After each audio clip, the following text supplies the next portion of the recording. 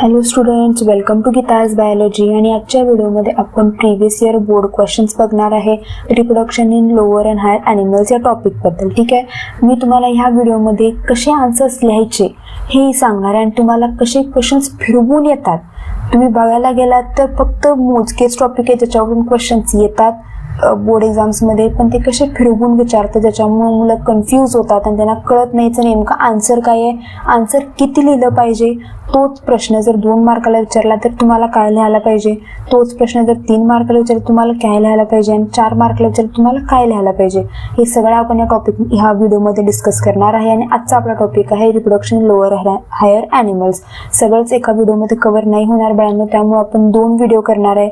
आजचा हा पहिला व्हिडिओ आहे, त्याच्या पुढे जो येणारा व्हिडिओ तोही आपण reproduction lower and higher animals या टॉपिकबद्दलच करणार आहे. ठीक आहे, ह्याच्यात समजून घेऊयात की हा बोर्डमध्ये किती मार्क्ससाठी आहे, म्हणजे तुम्हाला किती वेटेज येईल, तुम्ही किती सिरियसला टॉपिक घेतला पाहिजे. तर हा तुम्हाला 6 मार्काला येतो टॉपिक, म्हणजे जास्तीत जास्त 6 ते 7 मार्क तुम्हाला ह्या टॉपिकमधून मिळतात.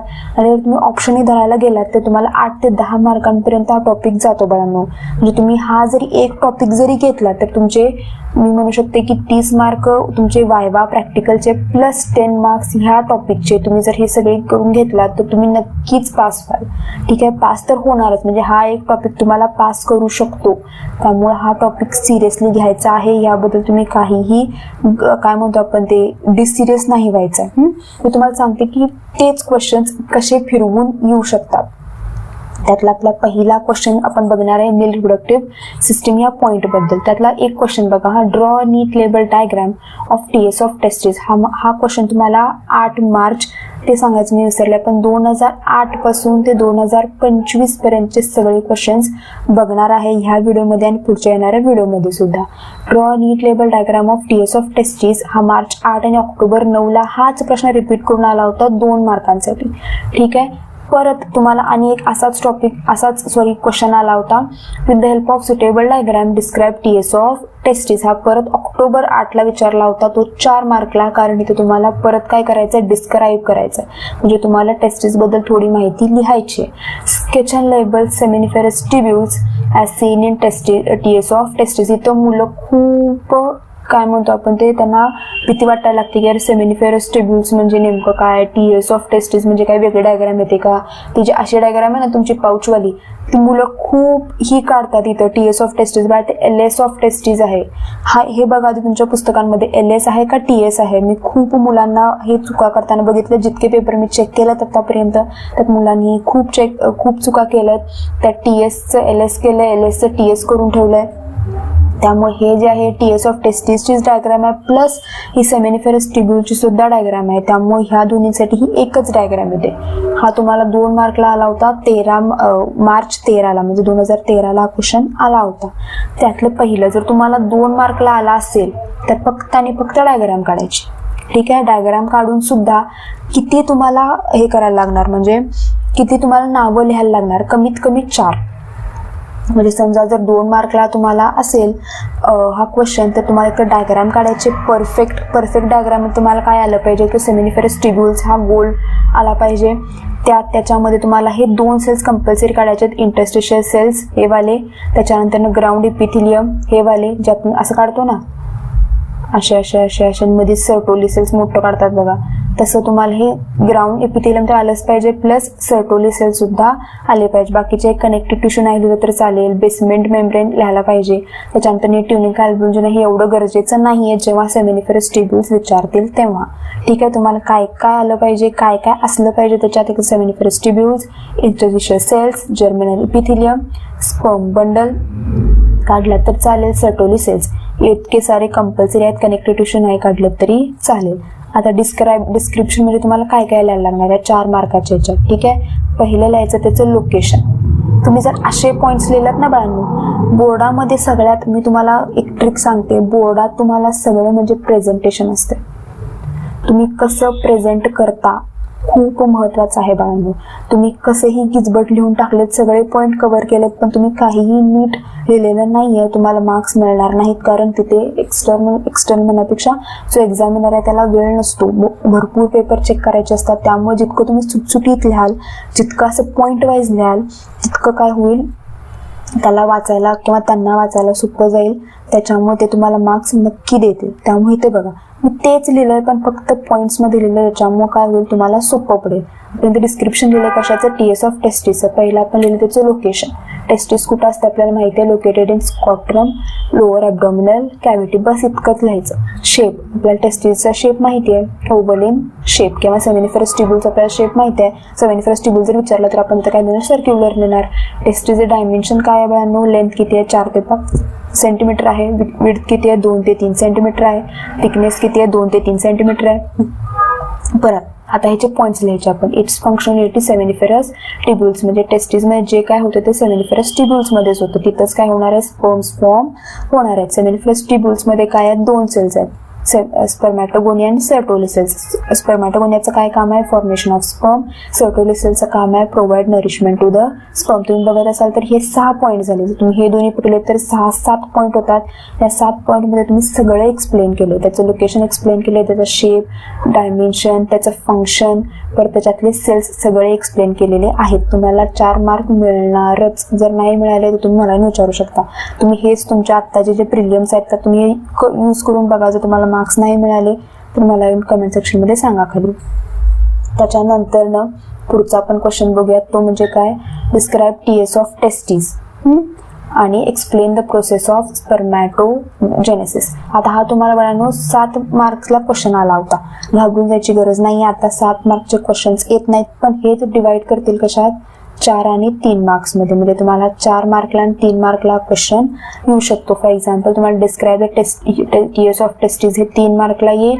एक्सप्लेन द प्रोसेस ऑफ स्पर्मॅटोजेनेसिस 4 मार्कला येईल. ते सगळं म्हणून तुम्हाला आधी, कारण हे कधी कधी घेतलंय आपण 2017चा घेतलाय, तेव्हा 7 मार्कला क्वेश्चन्स होते बाळांनो. ठीक आहे, त्यामुळे आत्ताही आत्ता नाही येणार 7 मार्कचे, पण हाच तुम्हाला 4 मार्कला विचारला होता 2025ला. ठीक आहे, त्याच्यानंतर परत क्वेश्चन काय आला होता, व्हॉट इज स्पर्मॅटोजेनेसिस. ठीक आहे, draw neat label diagram of spermatogenesis तुम्हाला मार्च 23ला विचारला होता 4 मार्कांसाठी. ठीक आहे, त्यामुळे असे क्वेश्चन्स येऊ शकतात बाळांनो. ठीक आहे, हाच क्वेश्चन म्हणजे बघा तुम्ही एकच क्वेश्चन आहे कुठला, स्पर्मॅटोजेनेसिसचा फिरवून तुम्हाला 17ला पण विचारलाय, 25ला पण विचारलाय, 23लाही विचारला होता. त्यामुळे तुम्ही बघू शकता की एकच क्वेश्चन फिरवून विचारतायत ती. त्यामुळे तुम्ही ह्यातच समजून जावं की तुम्हाला कुठला पॉईंट करायचा आहे परफेक्ट. तुम्हाला सगळ्यात आधी काय लिहायला लागणार आहे, प्रोसेस ऑफ स्पर्मॅटोजेनेसिस. ठीक आहे, कारण आपण स्पर्मॅटोजेनेसिस आधी बघतोय, मग आपण टेस्टिस मी तुम्हाला इथं वर एक्सप्लेन केलेलंच आहे, त्यामुळे ते एक्सप्लेन करायची गरज नाही आहे. आता आपण एक्सप्लेन द प्रोसेस ऑफ स्पर्मॅटोजेनेसिस बघूया. त्यात आधी तुम्हाला त्याचं डेफिनेशन लिहायचं आहे. आता तुम्हाला असं काही विचारलं असेल, process of spermatogenesis, oogenesis, explains menstrual cycle, असे काही क्वेश्चन्स असले आधी त्याच्या डेफिनेशन लिहायचं. डेफिनेशन कंपल्सरी आहे, तुम्ही डेफिनेशन विसरायचं नाही. तुमचा पहिला पॉईंट नेहमी त्याचं डेफिनेशनच यायला लागणार. The process of formation of male gamete from germinal epithelium of testis is called as spermatogenesis. तुम्ही एक साधं वाक्य लिहू शकता, तुम्ही वाटल्यास तुम्ही याचा स्क्रीनशॉट काढून ठेवू शकता. आता या स्पर्मॅटोजेनेसिसमध्ये कुठले हार्मोन्स इन्व्हॉल्व आहेत तुम्ही ते बघू शकता. पहिलं मी डेफिनेशन लिहिलं, दुसरं काय लिहिणार, त्याचे हार्मोन्स लिहिणार. म्हणजे तुम्ही सगळं आधीच सांगताय की मला सगळं माहिती आहे. तुम्ही एक्झामिनरला खात्री करून देताय की मला सगळे पॉईंट्स माहिती आहेत, मी सगळं केलेलं आहे. तुम्ही जर असं काय म्हणू शकतो आपण, असं लिहून दिलं की तुम्हाला मार्क्स मिळणारच. हार्मोन्स तुम्ही तर काय म्हणाले, गोनाडोट्रोपिन हार्मोन्स फ्रॉम हायपोथॅलॅमस, ते काय करतात, FSH LH काय करतात, अँटेरियर लोबमधून रिलीज करतात. FSH काय करतो, इंड्यूस स्पर्मॅटोजेनेसिस, LH काय करणार, स्पर्मिओजेनेसिस. तुम्ही ह्याच्यातच सगळं हार्मोनल काय केलेत, कव्हर केलेत. त्यामुळे तुम्हाला जास्त 10-10, 12-12 लाईन्स लिहायची गरज भासणार नाही.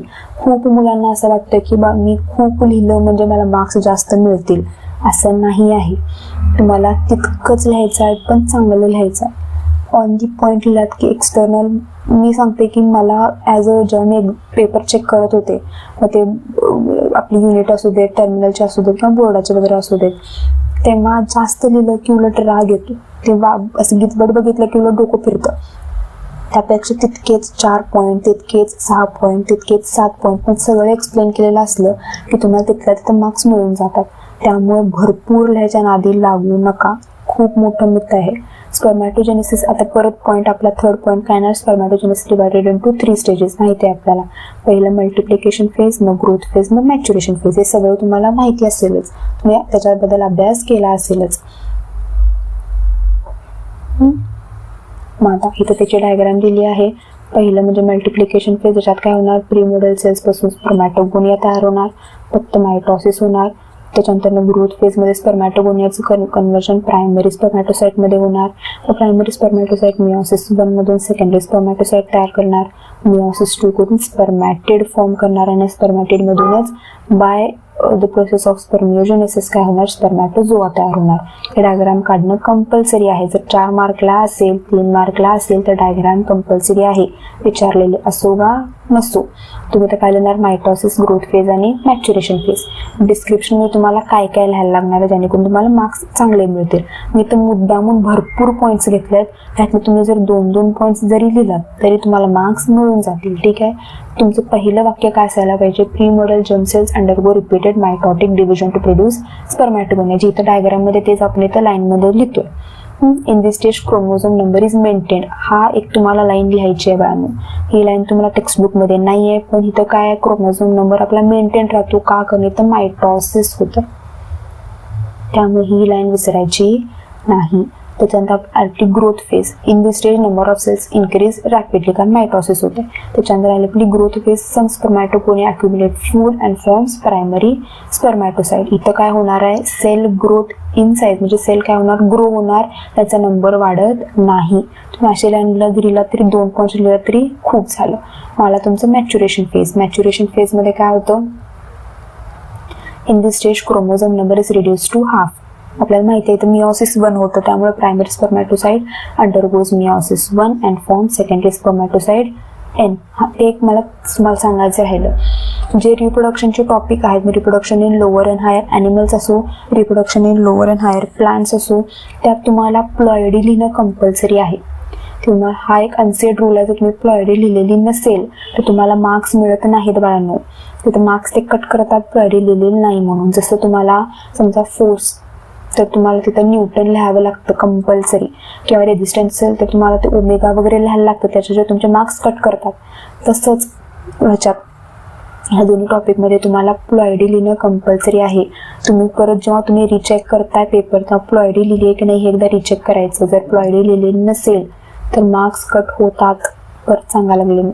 Primary spermatocyte undergo meiosis 1 and form secondary spermatocyte. आता सेकंडरी स्पर्मॅटोसाइट मिओसिस 2 करते आणि काय करणार, हॅप्लॉइड स्पर्मॅटिड. आता स्पर्मॅटिडमध्ये काय होणार, फक्त नॉन फंक्शनल असतात.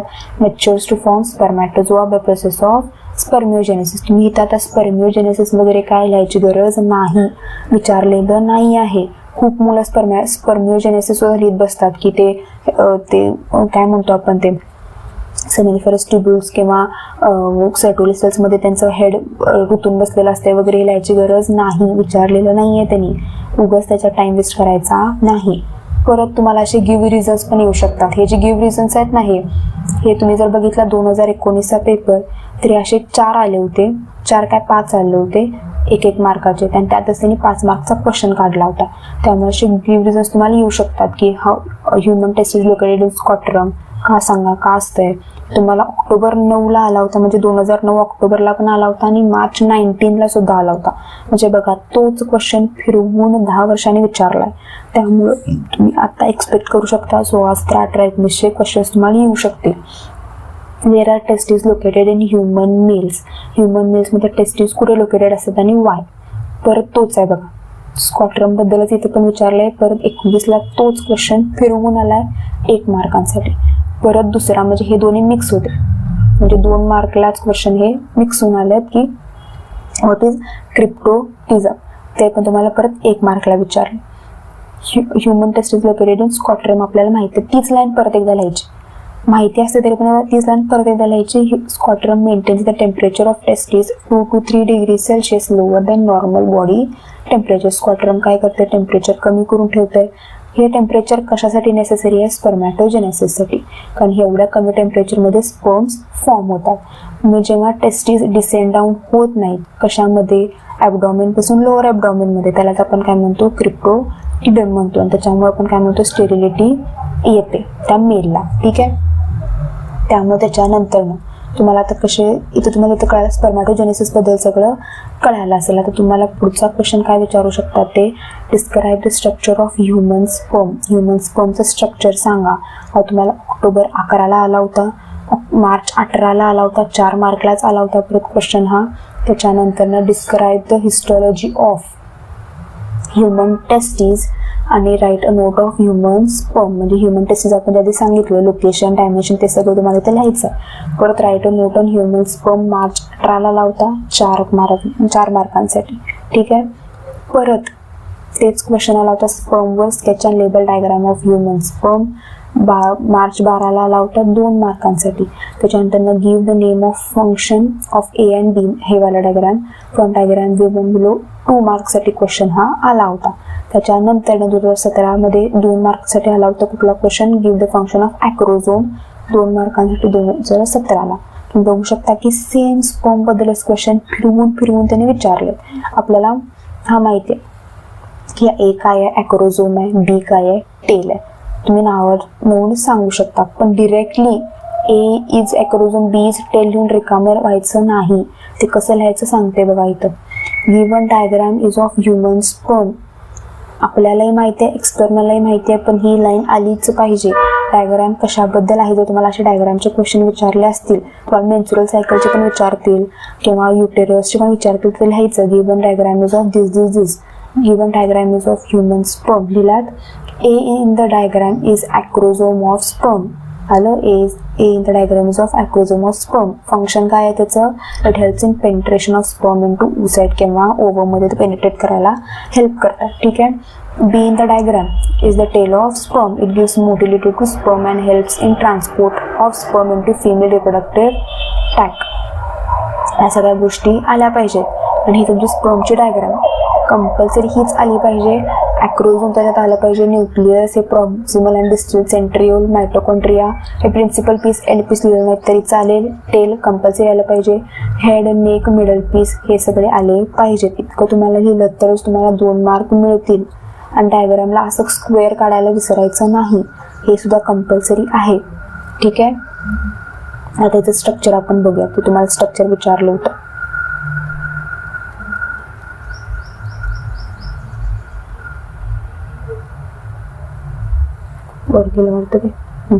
Structure it is functional mail gamete. परत आपण स्पर्म बद्दल बोलतोय मुलांना. म्हणजे काय येणार इथं, it is functional mail gamete. हा कसा आहे, मोटाईल आहे, मायक्रोस्कोपिक आहे आणि इलॉंगेटेड आहे. ठीक आहे. हॅप्लॉइड इन नेचर, त्याचा प्लॉइडी कसा आहे, हॅप्लॉइड आहे. तर human sperm is divided into 3 parts. तर हेड, मिडल पीस आणि टेल. हेडमध्ये काय येणार, हेडचा शेप कसा आहे, oval in shape. Head has 2 organs, एक तर न्यूक्लियस आणि ॲक्रोझोम. न्यूक्लियस कसा आहे, ओव्हल आणि हॅप्लॉइड आहे. ॲक्रोझोम कसा आहे, form by Golgi body. Enzymes काय आहेत त्याच्यात, helps in penetrating of corona radiate. तुम्ही बघू शकता इतक्यात मी सगळं लिहून टाकलं. त्यातलं तुम्हाला किती पॉईंट लक्षात राहतील तितके पॉईंट तुम्ही लिहू शकता. सगळंच आलं पाहिजे असं नाही. मी तुम्हाला फक्त काय सांगायला लागले, कसं लिहायचं हेच लिहायचं असं म्हणत नाही आहे. कसं लिहायचं हे सांगायला लागले, जेणेकरून तुमचं प्रेझेंटेशन चांगलं होईल, तुम्हाला मार्क्स चांगले पडतील. त्याच्यानंतर काय बघणार आहे, मिडल पीस. मिडल पीस कसा आहे, it has axial filament surrounded by 10 to 12 turns of mitochondria. हे आलं पाहिजे. ही लाईन कंपल्सरी आहे बाळांनो, कारण मिडल पीसमध्ये 10 to 13 spiral turns of mitochondria आहेत. हे कंपल्सरी आलं पाहिजे. It provide energy for movement of sperm. Function एक आलं पाहिजे कंपल्सरी. इथं पण ॲक्रोझोमचं फंक्शन लिहिलेलं आहे, पेनिट्रेटिंग ऑफ कोरोना रेडिएटा. त्यानंतर आपलं टेल लॉंग आहे, स्लेंडर आहे, tapering end of sperm. Contain काय करते, सायटोप्लाझम आणि ॲक्झियल फिलामेंट. फंक्शन काय, it helps in motility. Function सगळ्यात आलं पाहिजे.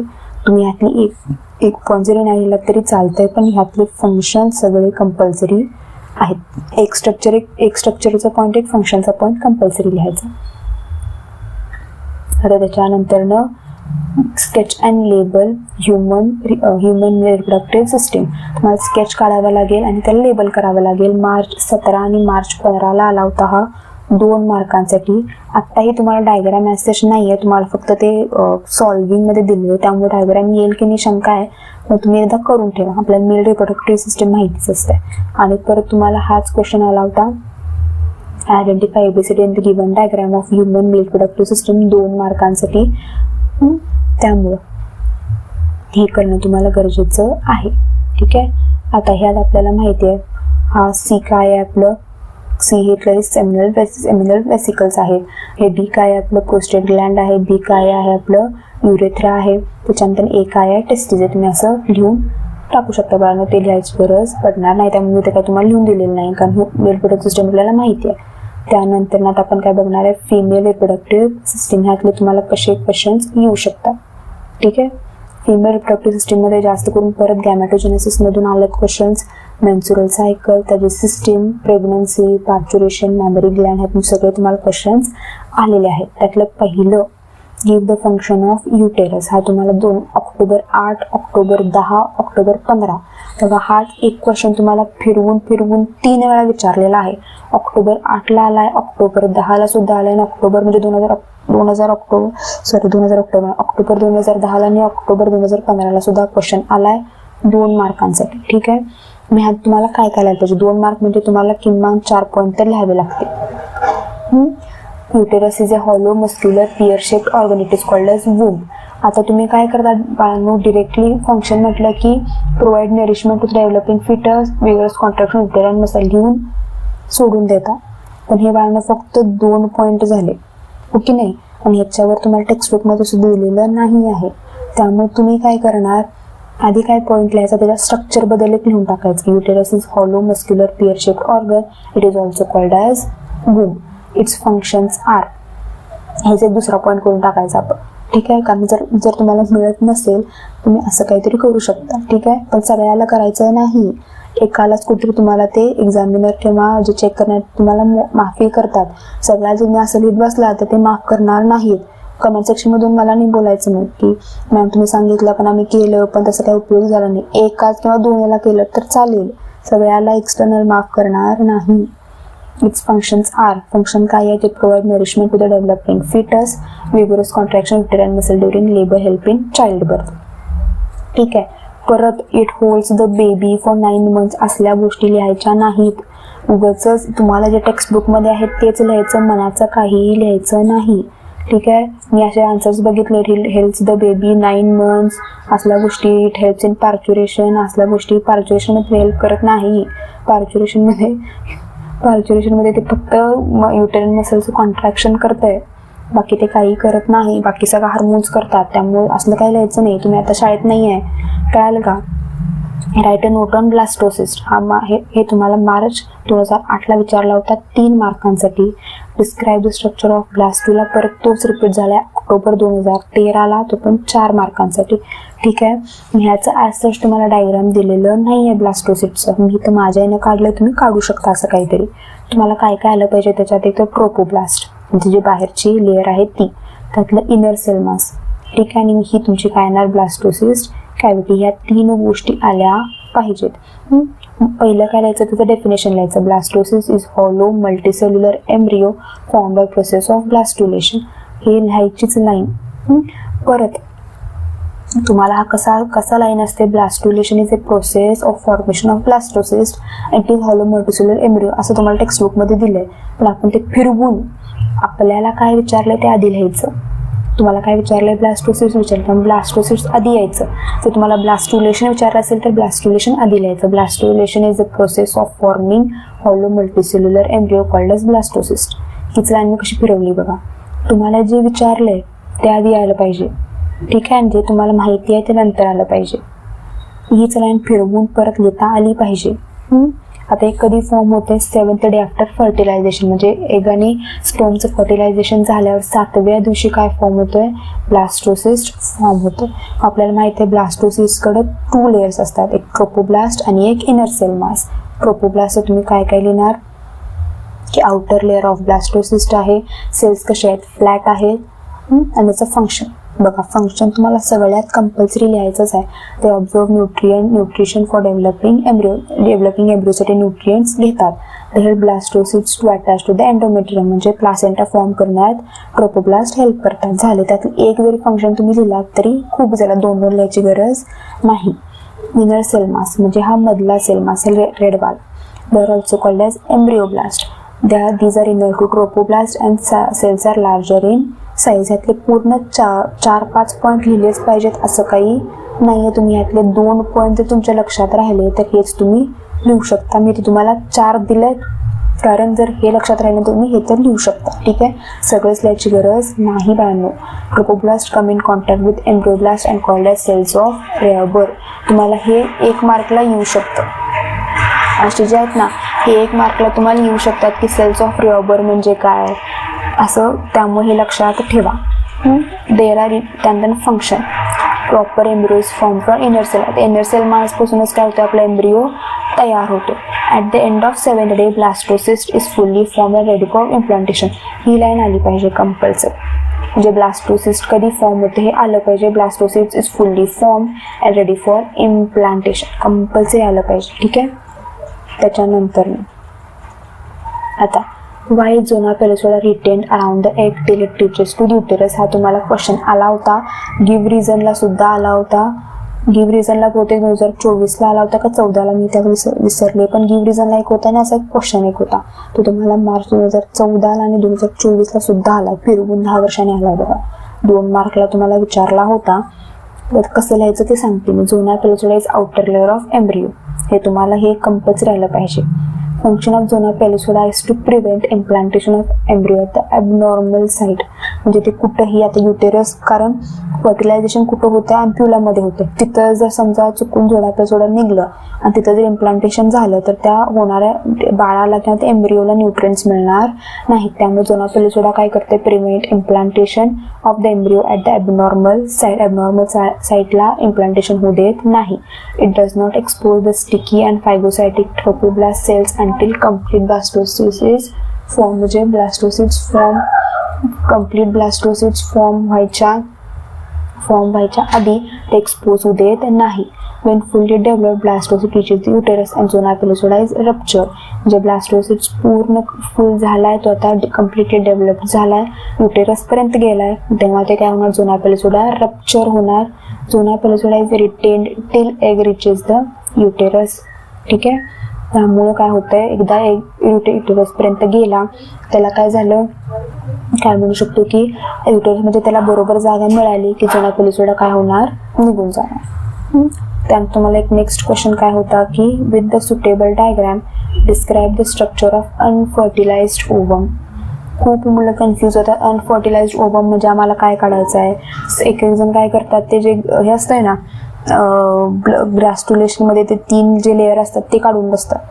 किंवा अनफर्टिलाइज्ड ओवम म्हणजे त्यांना नेमकं कळतच नाही की आम्हाला नेमकं काय काढायचं आहे. अनफर्टिलाइज्ड ओवम म्हणजे तुम्हाला काय काय आलं पाहिजे त्यात मी सांगते आता. हा तुम्हाला मार्च 2009ला विचारला होता. 2 मार्क्ससाठी क्वेश्चन हा आला होता. आता येण्याची शक्यता आहे बाळांनी. आउटर लेअर तुम्ही कोरोना रेडिएटरची काढू शकता. असंच तुम्ही काढला तरी चालतंय, तुम्हाला काय आर्टिस्ट व्हायची गरज नाही. त्यानंतर लेअर येते झोना पेलोसोडाची, मग लेअर येते विटेलाइन मेम्ब्रेनची, मग येते आपल्या जर्मिनल वेसिकल. ह्या 2 गोष्टींमध्ये मुलं खूप गल्लत करतात. ह्या 2 गोष्टी जर तुमच्या नसल्या कशात, अनफर्टिलाइज्ड ओवममध्ये, तर तुम्हाला मार्क्स मिळत नाही. इथे एक गोल असं न्यूक्लियस काढतात, न्यूक्लियस म्हणून सोडून देतात. न्यूक्लियस कधी फॉर्म होते, फर्टिलायझेशन झाल्यावर फॉर्म होतंय. अनफर्टिलाइज्ड एगमध्ये जर्मिनल वेसिकल असते, ज्याचं कन्व्हर्जन प्रोन्यूक्लियसमध्ये होते, ज्याचं कन्व्हर्जन न्यूक्लियसमध्ये होते फर्टिलायझेशन झाल्यावर. त्यामुळे तुम्हाला जर अनफर्टिलाइज्ड ओवम असेल तर ते जर्मिनल वेसिकल आलं पाहिजे, प्लस फर्स्ट पोलार बॉडी हे सुद्धा नाव आलं पाहिजे. आणि ते काढायचं कुठं, इथं तुमच्या विटेलाइन प्रीविटेलाइन स्पेसमध्ये, विटेलाइन मेम्ब्रेनच्या जरासं खाली. दोन्ही एकदम काढायचे नाहीत. हे तुमच्या आत जर्मिनल वेसिकल जवळ नसतंय. खूप मुलं हे चुका करतात आणि त्याच्यामुळे तुमचे मार्क्स जातात. ठीक आहे, त्यामुळे आता तुम्हाला त्याच्याबद्दल एक्सप्लेन सुद्धा करायचं आहे.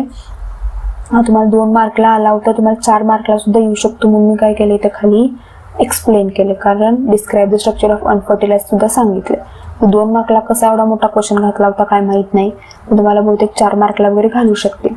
Unfertilised egg is released or ovulated at 14 day of menstrual cycle. आपल्याला माहिती आहे की मेन्स्ट्रुअल सायकलच्या 14व्या दिवशी काय होतं, ओव्युलेशन होतं आणि तो आपला एग हा बाहेर पडतो. त्याची साईज कशी असते, 0.1 mm इन साईज असते. शेप राऊंडेड, नॉन मोटाईल असते. कॅरेक्टरिस्टिक्स कसे आहेत, नॉन क्लिकॉइडिक आहेत, म्हणजे शेल नाही आहे. त्या आपल्या ह्युमन एगवर शेल नसतं, जसं आपलं कोंबडीचं अंडा असतं वर व्हाईट शेल असतं बघा, तसं यांच्यावर शेल नाही आहे. मायक्रोलेसिकल आहेत, म्हणजे योक जो येल्लो पार्ट आहे तो कमी आहे. हा तुम्हाला गिव्ह रिझनला विचारला होता मार्च 19ला. तुम्ही सांगितलं ना की मार्च 19ला असे 4 क्वेश्चन आले होते गिव्ह रिझनचे. त्यातला हा एक होता, 1 मार्कला तुम्हाला विचारला होता की मायक्रो ह्युमन योक हे मायक्रोलेसिपल कसं आहे आणि त्याच्या योक कसा आहे, स्मॉल क्वांटिटी मध्ये आहे. त्याचं स्ट्रक्चर जरा बघूया आपण. स्ट्रक्चरमध्ये तुम्ही स्ट्रक्चर जर तुम्हाला विचारलं कशाचं, अनफर्टिलाइज्ड एगचं, तुम्ही काय काय लिहिणार. न्यूक्लियस कसं आहे त्याचं, लार्ज आहे, हॅप्लॉइड आहे, त्याला आपण काय म्हणणार, जर्मिनल. वेसिकल म्हणा, nucleus is formed a type of fertilization. हा पॉईंटही लिहू शकता. सायटोप्लाझम कसं आहे, त्याला आपण ओप्लाझम म्हणतोय, इज विदाउट सेंट्रिओल. सेंट्रिओल कुठून येतोय, हा हे लिहिणं कंपल्सरी आहे कारण सेंट्रिओल कुठून येतोय, स्पर्म कडून येतो. एक कव्हरिंग, त्याच्यावर एक मेम्ब्रेन म्हणजे काय, विटेलाइन मेम्ब्रेन. त्याच्यावर कुठला आहे, झोना पेलिसोडा आहे, त्याच्यावर कुठला आहे, कोरोना रेडिएट आहे. तुम्ही हे सगळे पॉईंट्स लिहू शकता, पण सगळ्यात जाणार नाही, वेळ खूप जाईल आपल्या बाळांना. तुम्ही ते म्हणजे व्हिडिओ थांबवून तुम्ही बघू शकता.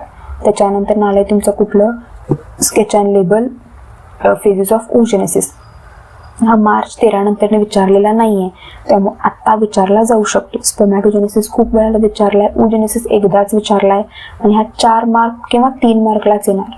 तुम्हाला कधीच ओजेनेसिस 2 मार्कला वगैरे येणार नाही, कारण ह्याच्यात खूप जास्त आहे, आपल्याला माहिती आहे, कारण हे जास्त कॉम्प्लिकेटेड आहे स्पर्मॅटोजेनेसिस पेक्षा. त्यामुळे हा तुम्ही 4 मार्क 3 मार्क आणि जर तुम्ही ह्याला असाल CBSE तर 5 मार्कला वगैरे एक्सपेक्ट करू शकता.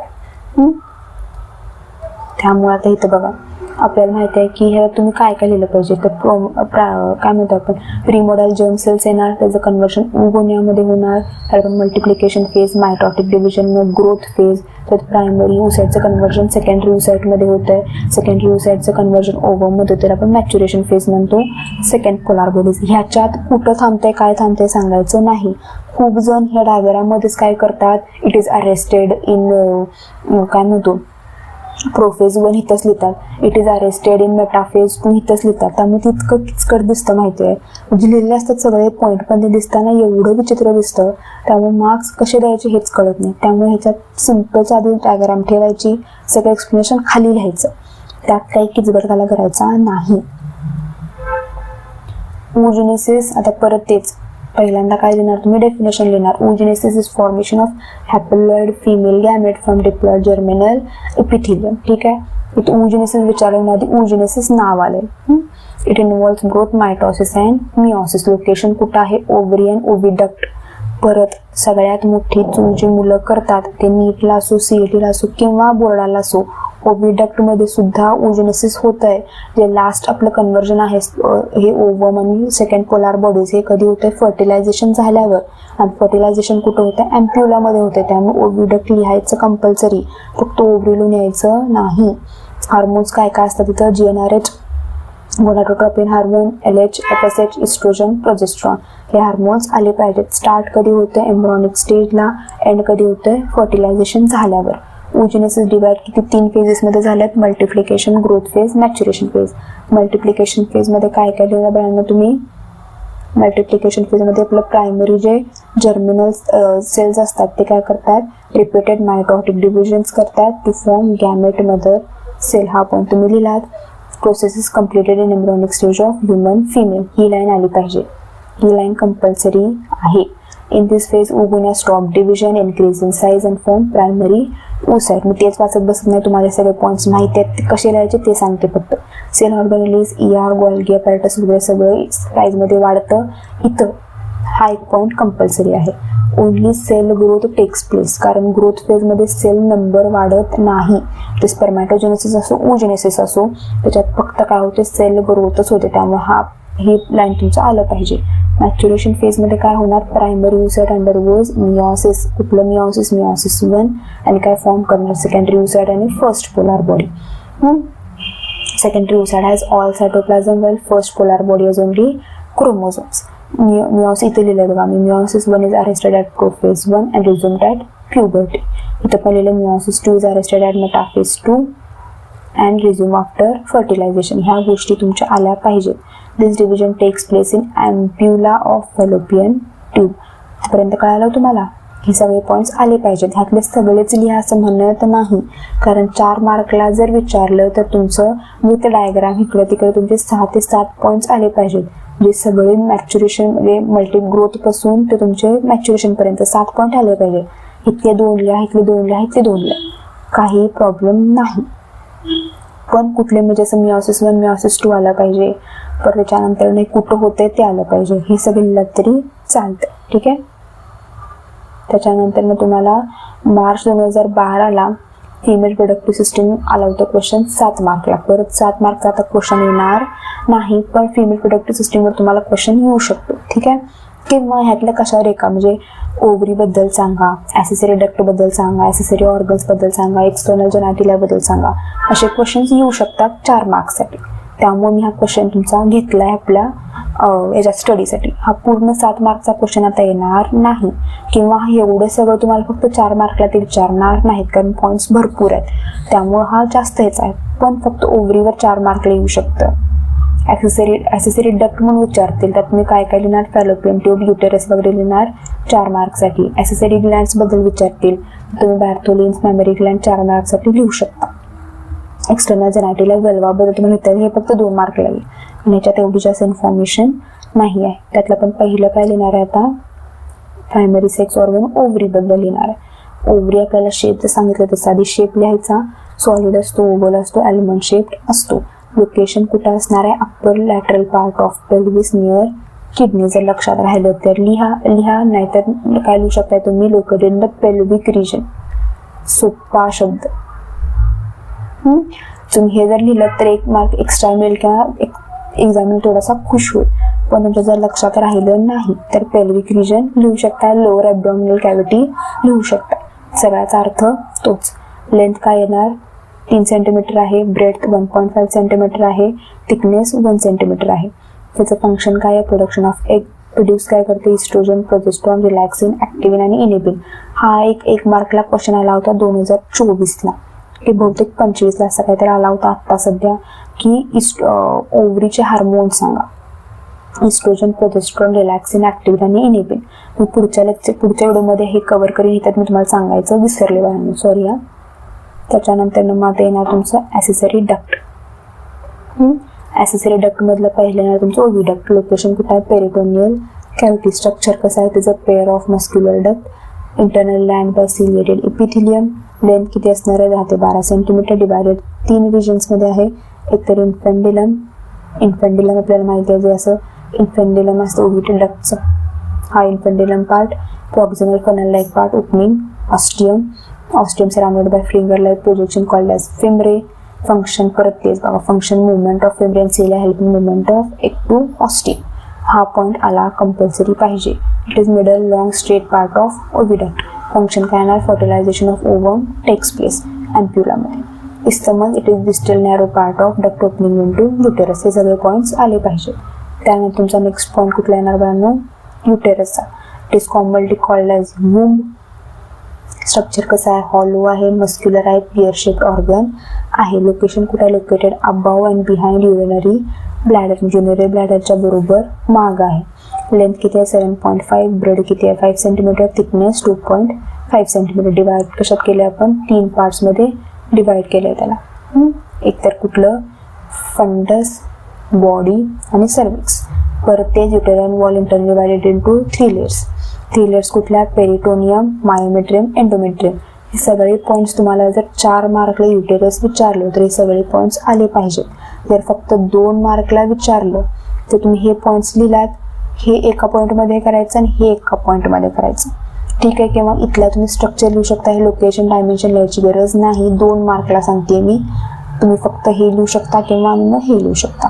हे डायमेन्शन वगैरे जर 4 मार्कचा क्वेश्चन असेल तरच लिहायला जायचं किंवा लिहायला जायचं नाही. इथले तुम्ही 2 पॉईंट्स लिहू शकता आणि मग इथले 2 पॉईंट्स, इथले 2 पॉईंट्स झालं 4 मार्क्स, 2 मार्क्स मिळून जातात. जर 4 मार्कला असेल तर तुम्हाला 8 पॉईंट व्हायला पाहिजे.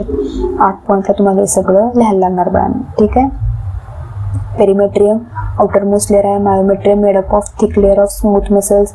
Vigorous contraction of this muscles calls labour. म्हणजे लेबर जेव्हा बाईला डिलिव्हरी होताना ते कळा सुटतात किंवा जे पेन्स होतात ते कशामुळे असतात, मायोमेट्रियम तुम्हाला माहिती असेलच. Endometrium innermost layer made up of stratified epithelium, richly supplied with blood vessels and uterine glands. Function काय आहे? Nourishment to the developing embryo. ठीक आहे, हे पॉईंट्स कंपल्सरी आले पाहिजे. मग आता आपण काय लिहिणार? Accessory glands. तुम्हाला जास्त करून ॲसेसरी ग्लँड्स, बॅक्टेरियन्स तुम्हाला 2 मार्कला येईल, मॅमरी ग्लँड तुम्हाला 4 मार्कला येईल.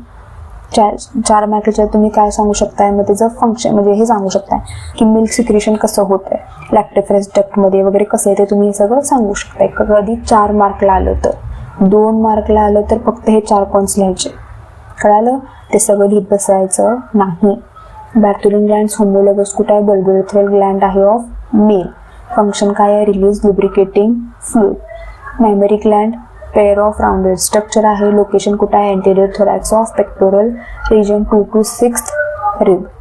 Development of mammary gland occurs at puberty under influence of estrogen and progesterone.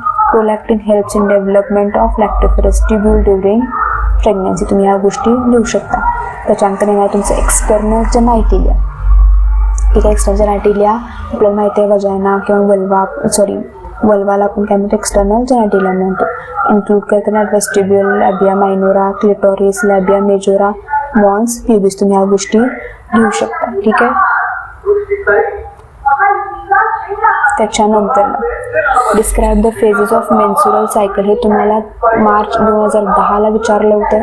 त्याच्यानंतर आफ्टर प्युबर्टी हाच प्रश्न कसा फिरवून विचारला तुम्ही बघू शकता. After puberty human female after puberty human female show cyclic changes in reproductive system. म्हणजे प्युबर्टी नंतर ह्युमन फिमेल जी चेंजेस शो करते ते एक्सप्लेन करा आणि explain the structural and functional changes in the uterus. म्हणजे तोच मेन्स्युरल सायकलचाच प्रश्न पण कसा फिरवून विचारला आहे.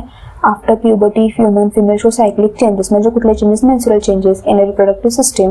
Explain the structural hormone changes in uterus. हा तुम्हाला मार्च 19ला विचारला होता 7 मार्कला. 7 मार्कला आता काय येणार नाही, 4 मार्कला येईल. परत तोच कसा येणार? मेन्स्युरल सायकलबद्दल येईल. तुम्ही काय काय लिहिणार आहे त्याच्यात? पहिल्यांदा इन्व्हॉल्व सिरीज तसंच एक्सप्लेन. डेफिनेशन लिहिणार आपण. डेफिनेशनमध्ये काय लिहिणार? Menstrual cycle involve series of cyclic changes in ovary and uterus. It is characteristic feature of primates including humans. This cycle is repeated with period of 28 days. Divided into 4 phases हे तुम्ही लिहू शकता. त्याच्यानंतर हा मी वन शॉट मधनच घेतलेला आहे. तुम्ही जर वन शॉट बघितला असाल माझं तुम्हाला कळेलच. मेन्स्युरल फेज किती असते? 3 ते 5 दिवसांची असते. त्यात काय काय होतं? प्रोजेस्टेरॉन इस्ट्रोजनची लेवल कमी होते, कॉर्पस ल्युटियम डिजनरेट होतंय. त्याच्यानंतर आणि काय होणार आहे? काय काय लिहिलं पाहिजे तुम्ही? एक तर breakdown of endometrium lining is 1 mm. म्हणजे ब्रेकडाऊन झाल्यानंतर मग ते जे 8 ते 10 mm असतं त्याचं कन्व्हर्जन फक्त 1 mm मध्ये होतं. Blood tissue mucus is discharge आणि ब्लड क्लॉट होत नाही. फायब्रोलायसिन हा तुम्हाला आता गिव्ह रिझनला येऊ शकतो. गिव्ह रिझनला की menstrual blood does not clot, give reason किंवा why menstrual blood does not clot हे तुम्हाला 1 मार्कला येऊ शकतो.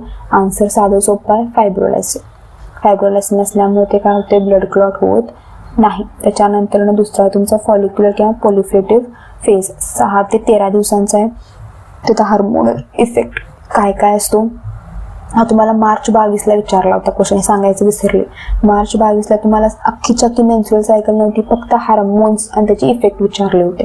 किंवा तुम्हाला आता विचारतील चेंजेस इन ओव्हरी काय होतात ते सांगा, किंवा आता विचारतील की तुम्हाला चेंजेस इन युटेरस काय होतात ते सांगा.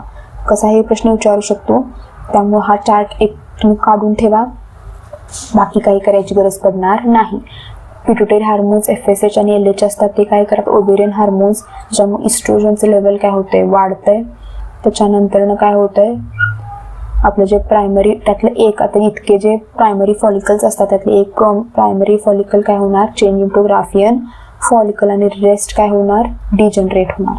एक त्याच्यातलं फक्त ग्राफियन फॉलिकल होणार, बाकीचे डिजनरेट होऊन निघून जाणार. एंडोमेट्रियम आता परत रिजनरेट होणार थ्रू प्रोलिफरेशन ड्यू टू इस्ट्रोजनमुळे काय होणार? परत प्रोलिफरेशन होणार. Regeneration is formation of blood vessels, uterine Gland. त्याची थिकनेस आता 1 mm ची कुठेपर्यंत वाढली? 3 ते 5 mm पर्यंत गेलेली आहे. त्याच्यानंतर ओव्ह्युलेशन शॉर्टेस्ट फेज आहे, 14व्या दिवशी होत आहे फक्त. हे तुम्हाला विचारू शकता की गिव्ह द 1 मार्कला which is the shortest phase and which is the longest phase, असे तुम्हाला मार्क्स. मग मी सगळं त्याच्यात एक्सप्लेन केलं तुम्हाला कसा एक क्वेश्चन येऊ शकतो. 14व्या दिवशी होतं हे. FSH आणि LH पीकला असतो आपल्याला माहिती आहे. त्याच्यामुळं काय होतं, rupture of Graafian follicle and release of ovum होणार. त्याच्यानंतर प्रॉलिफरेशन ऑफ एंडोमेट्रियम कंटिन्यूस, ठीक आहे, शेवटपर्यंत ते होत राहणार. त्याच्यानंतर ल्युटियल अँड सेक्रेटरी फेज, जी लास्ट फेज आहे आणि सगळ्यात मोठी फेज आहे, लॉंगेस्ट फेज आहे, 15 ते 28 दिवसांपर्यंतची आहे. हे आपण असंच लिहायचं, म्हणजे खूप मुलींमध्ये हे चेंज होत राहतं, पण हे काय आहे, मग आपण स्टँडर्डाइज आहे त्यामुळे हेच लिहायचं. प्रोजेस्ट्रॉन इस्ट्रोजन काय होतात, मेंटेन केले जातात. त्याच्यानंतर follicle transform to corpus luteum, आपल्याला माहिती आहे rupture of Graafian follicle ovum form होते आणि जे फॉलिकल असते त्याच्यात कन्वर्ट होते कॉर्पस ल्युटियममध्ये. कॉर्पस ल्युटियम काय करणार, प्रोजेस्ट्रॉन सिक्रेट करणार. Endometrium is maintain and thickness is up to 8 to 10 mm. Thickness परत काय झाली, वाढली. आता ह्याच्यानंतर हा एक पॉईंट तुम्ही लिहू शकता, तर तुम्हाला 4 मार्क्सला जर विचारला असेल तर की 2 चान्सेस असतात. फर्टिलायझेशन झालं तर काय होणार, सिक्रेशन ऑफ HCG काय करणार, कॉर्पस ल्युटियमला मेंटेन करणार. त्याच्यामुळं काय होणार, डिजनरेशन कशाचं, तुमच्या एंडोमेट्रियमचं होणार नाही. जर इन ॲब्सेन्स ऑफ फर्टिलायझेशन जर झालं नाही तर corpus luteum degenerate into corpus albicans, white मॅटरमध्ये काय होणार, ते डिजनरेट होणार. त्याच्यानंतर गिव्ह रिझन परत मार्च 19ला तुम्हाला आला होता 1 मार्कला, की corpus luteum gets converted into corpus albicans absence of fertilisation. परत तेच कारण त्याची कॉर्पस ल्युटियमची जी लाईफ आहे ती 2 वीकची असते. जर फर्टिलायझेशन झालं नाही तर ते कशात डिजनरेट होणार, कॉर्पस अल्बायकन्समध्ये डिजनरेट होणार. आणि जर फर्टिलायझेशन झालं तर HCG त्याला काय करते, मेंटेन करून ठेवते. तुम्ही हे 2 पॉईंटच लिहायचे, 1 मार्कला, त्यामुळं भलं मोठं 5-6 पॉईंटचं लिहित बसायचं नाही. 1 मार्कला 2 पॉईंट, 3 पॉईंट, जास्तीत जास्त 3 पॉईंटवरच संपवायचं.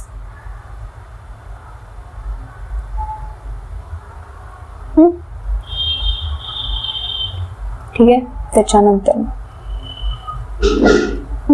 During absence of menses is fertilization indication of pregnancy, म्हणजे काय, absence of menses, menstrual cycle झालं नाही तर फर्स्ट इंडिकेशन ऑफ प्रेग्नन्सी असतं.